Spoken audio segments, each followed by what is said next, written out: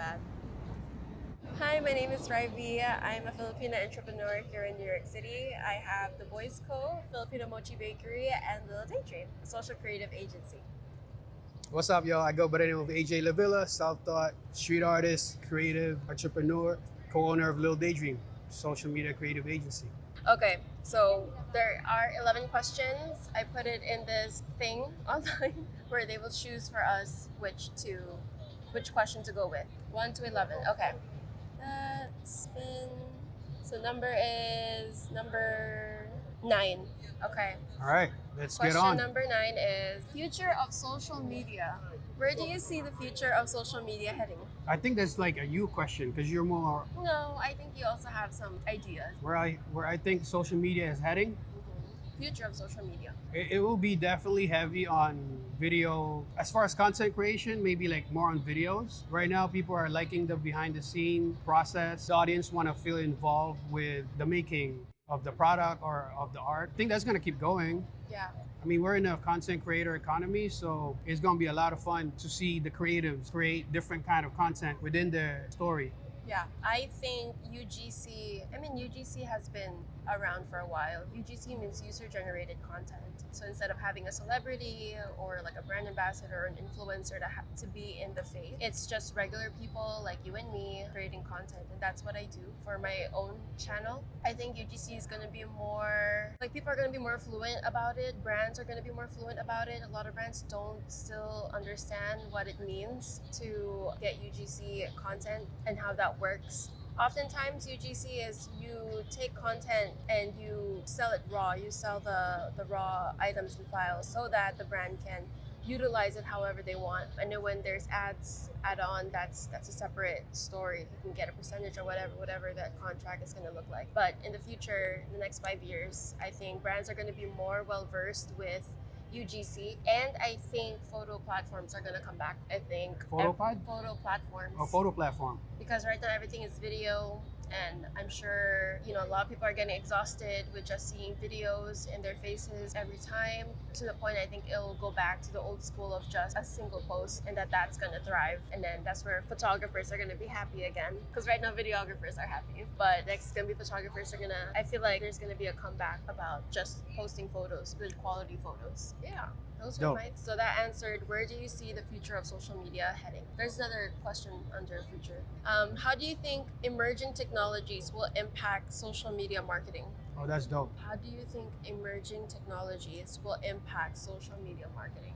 It'll definitely just make, like, as far as the content creators, the new technology, that new emerging technology would just make our lives easier. That's one. And at the same time, because it's easier, it's also tricky because it's easy to not do it. So I guess it'll test also like the content creators. It'll also challenge our creativity. Okay, could you give me an example of an emerging technology? Like what does that mean? Oh, like AI. Oh, AI. Yeah. Okay. Like AI, that's just, like that's the software base, but there's also like hardware base. I don't know, I can't name any right now.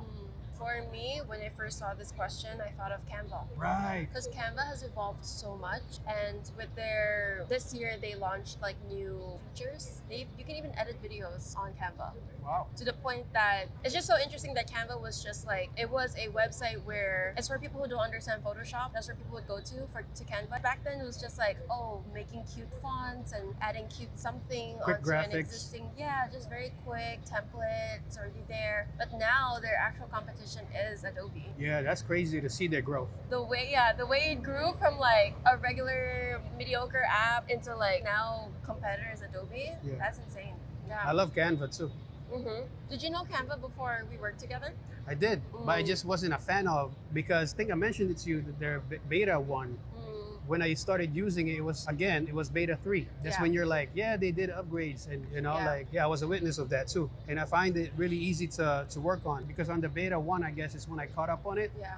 It was still like the buttons are everywhere. The interface Yeah. was not as user friendly as it was on beta 3. And I feel like back then, I'm thinking like 2016, 2017, when I was using Canva. Anyone who used Canva, because they had such limited fonts, that if a restaurant were to use Canva, you know that they use Canva. And I didn't like that. I didn't like that feeling or like that quality that it gives out, that you just know it was made through Canva. It was, yeah. Especially like the fonts, the styles. Now they're so diverse. Mhm. You can even like upload your own fonts, which is really cool. All right, so that's done. Next to tie 7. 7. Okay, 7 says What we got? there's 2 questions about engagement and growth. Nice. What strategies do you use to increase engagement and followers for your clients? To me, I mean, like organically, like when people, the first 30 minutes is where I respond the most. As soon as I post something, and if people comment, I respond right away. The first 30 minutes to an hour, and then I let comments, roll in after that, and then just like slowly don't engage until like maybe a day later or 2.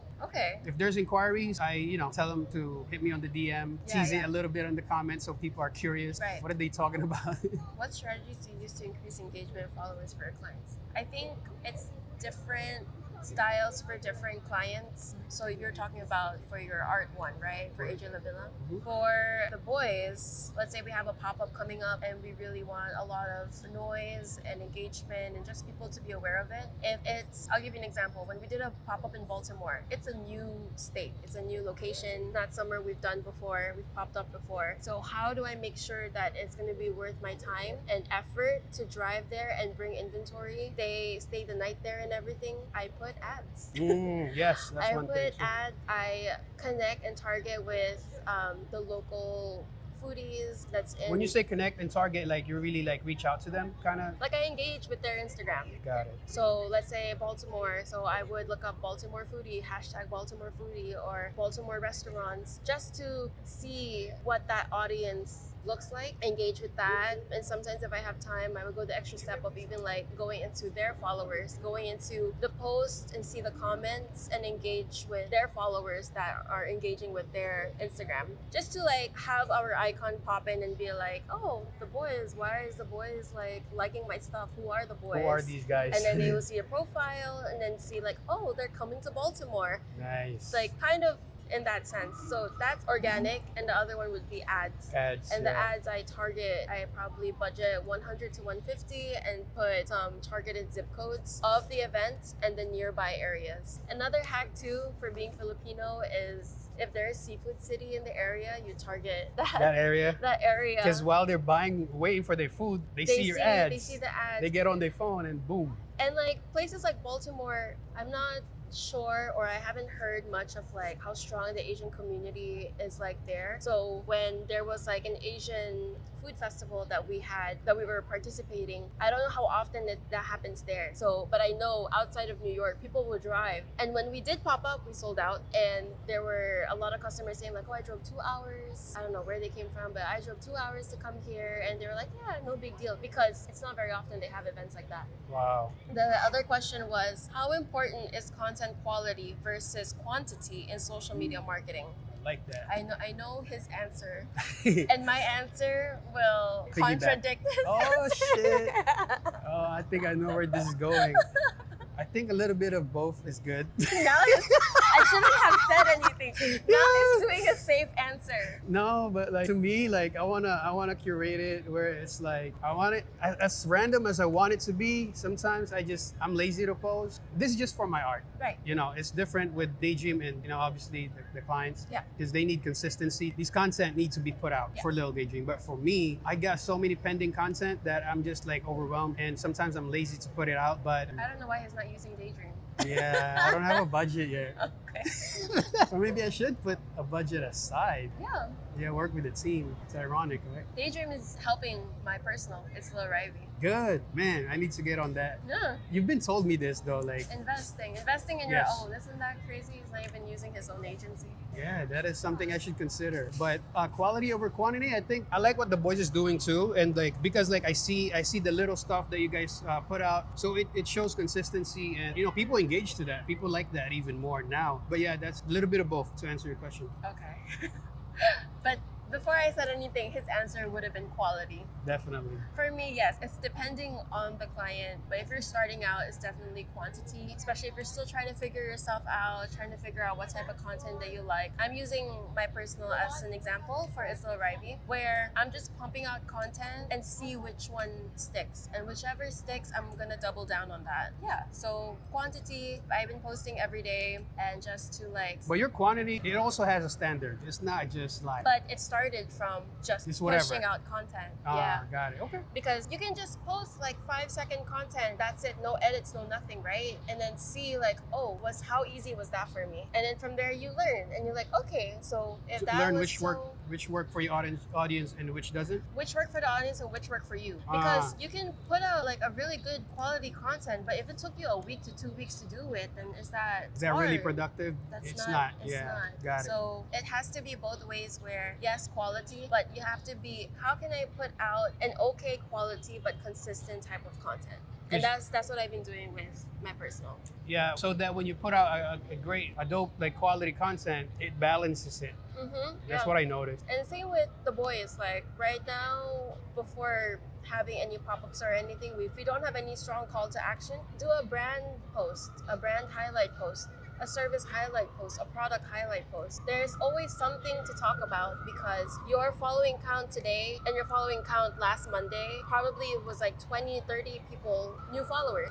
They haven't seen what you posted last month. Yeah. You know, it's important to always say like who you are, what you do, just to remind everybody. And even if those who already seen your content, don't mind about them. They're good. But it's more of like people They're who there are because new. of you, of your style. Yeah. And like because they support you.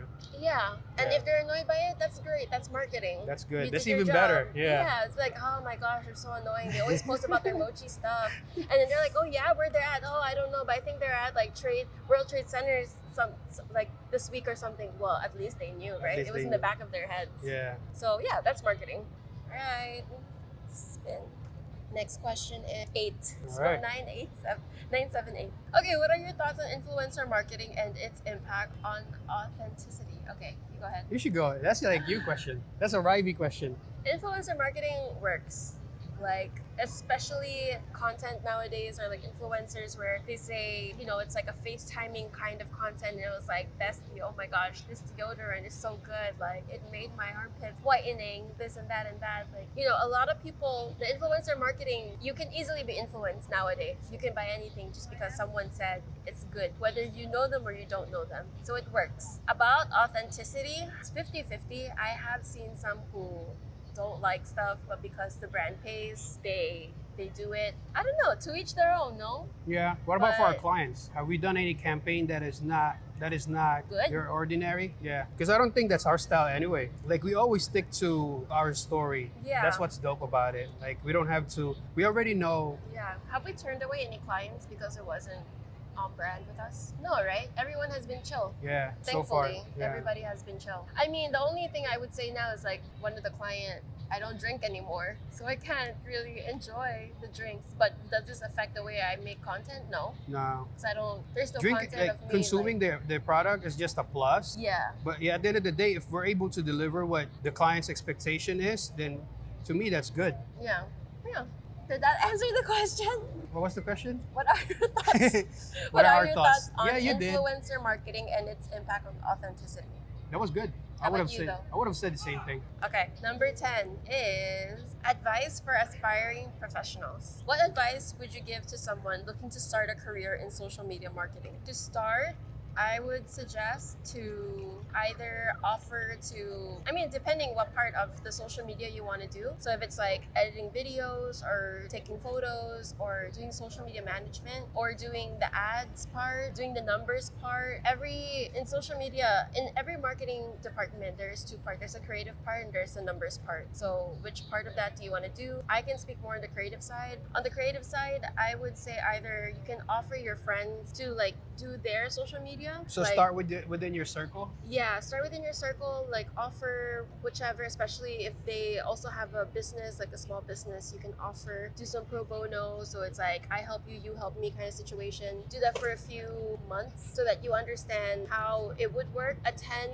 Conferences. marketing conferences, Marketing, yeah. Workshops. workshops. It would give you a lot of insight on And other network. people's. Networking is very important, but also if you really just want to, doing those things, I wouldn't suggest doing that like full-time just yet, because if you need money to survive, maybe join or intern in a marketing department so that you have an idea. That way you can definitely see with the the creatives part and then the numbers part, and see what each positions look like, and then see what position you'd want to move forward with. Yeah, I would do the same. Like with art, like I would just do internship or do pro bono work, build up your portfolio, Yeah. get better until like you think your product is dope enough, then you could start charging people. Yeah, but ultimately, what AJ and I mean is get your feet wet. Just go out there, do your stuff. If it has Just to be create. pro bono in the beginning, let it be pro bono because you're trying to figure things out yourself too, and go from there. Second part to that question is: are there any particular skills or experiences that you think are essential? Oh yeah. Having an eye. Yeah, having a good taste. It all comes down to having a good taste. You Like gotta be seasoned, or else you don't get no. meaning like put in a lot of work. Seasoned. Putting in a lot of work, researching, and Research. getting your pop culture up to date, because when you meet a client, the client is a whole different person. It's like you're forming a relationship. It's a whole different idea, person, culture, background. So you being as a marketing person, you are marketing their brand, whatever that you guys are going to be marketing for, but you have to be in their position. You have to understand to be in their position. So for example, we're Filipinos, but example that we have a Chinese brand or a Korean. Jamaican brand. Yeah. We have to go into their world and learn about it, accept it, and see how we Study can it. reflect it. Yeah, study, research, see how we can reflect that back into their social media to understand the roots. So yeah, it's gonna be endless style of learning And evolving too. and evolving. So wait, are there any particular skills or experience that you think are essential? So we said the eye, Yeah, your taste. taste. Like it comes from like taste, meaning like in general, like you gotta have good taste in music, in art, in fashion, in food, because that all reflects your deliverable, believe it or not. Yeah, that answered it, right? All right, next question. Number 3. All right, number 3 says, can you share a success story from one of your campaigns? One of the success stories, probably like Cafe Lafayette that I can remember on off top. Like, you know, when I go shoot their content there, people come in there and they really see what's happening on the gram, and then in real life, the content that we put out for them, they feel like that's what the cafe reflects in social media and compared to like in real life. Like when they put out like new items on the menu or new drink, it brings in excitement and it brings in client and it brings in customer to the cafe because we showcased that. The cafe showcased that. We executed the campaign of that really good. So they go to the coffee shop and they go to the cafe, and Patrick would tell us that. Like, yo, like this customer such and such knew about it because of the campaign we put out on social. And so that brings them into the cafe. Those are one of the dope, what is that word? I'm blanking out. Success story. Success stories, yeah. Can I say the Boy Scout? And the boys, of course. The boys, Tell 'em. when I started the boys, we started with like 40 followers. How many? 40. 40, damn. In 2019, it was 40. Kurt and Troy already had, the only thing they posted was the logo and that there was like behind the scenes of something, but it was all over the place. And then I hopped on and I just started posting, and it was posting every day. And I think our big break was in 2021. It really was in 2021 where we got recognized for our mochi filled cookies, and we got featured at Eater, NBC, and Time Out New York, and it was all in the same month. That's so crazy. That's where the growth like really shot up. And then another round of growth was during the holiday market in 2022 and then 2023, and then now we're at 16K. Sheesh. From 40 to 16K. From 40 followers to 16K in a span of 5 years. That's organic. That's organic growth. No bot, no buying followers. But if, let's say, it's not the boys, I think a successful story would be Cake Jars. Cake Jars is also a good friend of ours. And as you can tell, like we like working with food vendors. I think AJ and I have just really good eye with food and capturing that and translating that. Also like translating the vibe of the owners into their social media, because if that doesn't match and then you come in person and it's like different personality, then there's a miss there. Then it's a fail. And it's a fail. Yeah, Cake Jars I think is a success story. We had her for 3 months during the holiday market. She needed help and she was so happy throughout the whole thing. It turned out, yeah. Yeah, and she's gonna, I think she mentioned about hiring us on a seasonal basis. Yeah. But yeah. Okay, next is 1. So number 1 is background and inspiration. What inspired you to start your own social media agency? You want to go first? You go first. Well, what inspired me to start a social media agency? Start in Chicago. Well, yeah, for us. Of course for us, we're talking about us. Remember before that, like you've been thinking about it too. Yeah, And so was I. I kind of had one and it didn't work out, and I was doing it on my own. But our social creative agency.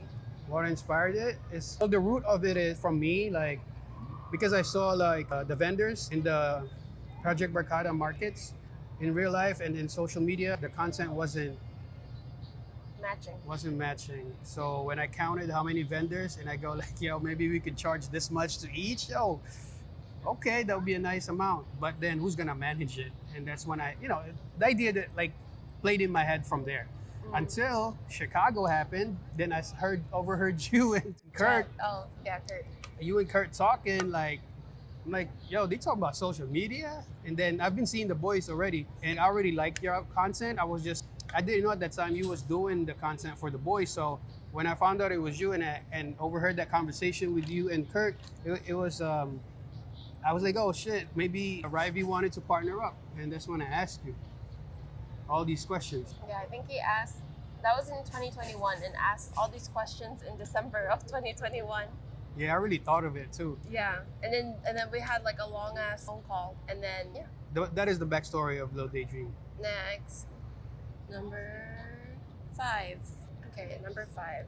What are some common challenges you face in this industry? Getting clients. Yeah. Getting clients and retaining clients. Clients, not all of them are the same. Obviously, it's different characters. Like being organized, I think is one of your biggest pet peeve.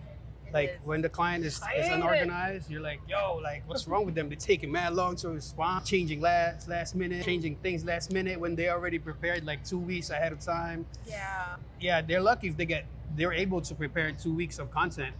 Because some of these clients, they respond later, and you guys end up making content sometimes like the day of. Yes. Which is challenging. It's Yeah. It's very hard. So getting clients. Organize. Or having them learn your system, the approval system. So many times because we created our own system through Notion, and some clients love it, some clients are so confused by it because of how busy they are, and we would try to cater to that and like see other platforms, but still wouldn't help. Yeah, it's just so much back and forth. You know what I'm grateful for? Our team, Kat and Josh. They're really good. Yes, Josh and Kat. So that's our team. We're a team of 4. Josh and Kat in the Philippines. Kat's very flavorful. Yeah, she got taste. I'm like we really went hard when last year, 23. Yeah, we did. Yo, we're not even like at the end of the year yet, so technically we're still on this like hard a year and a half. And we're already able to accomplish what we accomplished. Yeah, I think we had. I'm not complaining. Right. You know what I'm saying? I think we've had about 10 clients in total, and at one point we had 6 clients at the same time. At the same time. Which was definitely learned a lot and still learning. Yeah. And yeah. Okay. Next. Number 6. Tools and platforms. What are your favorite tools for managing and analyzing social media? The platform itself. So Instagram is very detailed and has all of this analytics and information that help us create a end of month report for our clients. And it's really helpful and useful to know because let's say out of 20 videos, you have 5 videos that did really, really well. And like we mentioned earlier, if a video did well, you're gonna double down on that or even triple it just to retain that, because that's something that the audience really likes. So that's what you want to maintain and retain those audiences to stay. It's just to say like, hey, I'm still keeping this kind of content. But in order for you to see that, you need to look at the analytics. So Instagram has been really good about giving analytics about it. TikTok as well has nice information. I don't think I use any CapCut. For analytics though. Well, it says tools. For managing, okay, so that's analyzing social media. For tools, yes, CapCut, Photoshop, Canva. I think that's it. Yeah, that's New York right there, man. It ain't New York without the siren. Number 2, industry trends. I like this one. Yeah, we'll answer both. What are the biggest trends in social media right now? As of July 2024. No, August. As of August 2024, what are the biggest trends? I don't know why I'm blanking. How do you stay updated with the ever-changing social media landscape? By just staying on social media, doing the brainless scrolling. Studying. and taking notes and studying the trends. I mean, it's very different. It's very Yeah. different. It's a lot now, a lot of Yeah. trends now. Yeah, different category or Yeah. different. It depends. I don't know. But if you're talking about UGC, what's trending right now is skincare. Mm. Skincare is very anything about health related. I feel like the 20s are learning more about skincare and they're putting more effort in that versus makeup. Organic. They're going organic. They're going I love it. organic. Hell yeah. They're doing a lot of skincare now, Love which it. is great. I wish I knew more about it in my 20s. So that's skincare for you. In the art, still behind the scene, like unfinished. Okay, storytelling. Storytelling still. Storytelling is very important for the art industry. And then for food, there are a lot of like humor based videos now that is very quick, witty, and just a quick laugh, but it stays. It sticks. Yeah, it sticks. Yeah. And then the last question is number 11. Personal insights. How do you balance your personal and professional life in such a demanding field? This is a good one. Don't Don't manage. Just go. Don't. You just go.